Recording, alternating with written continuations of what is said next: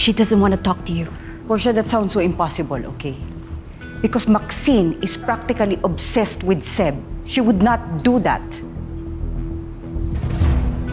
I couldn't believe it either, Mom.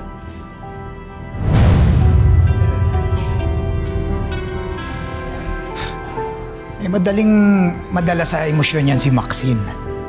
Kaya hindi ako magtataka kung anong pwede niyang gawin.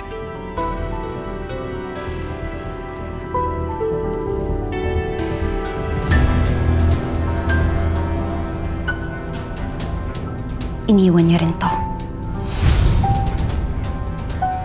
To let you know that her decision is final.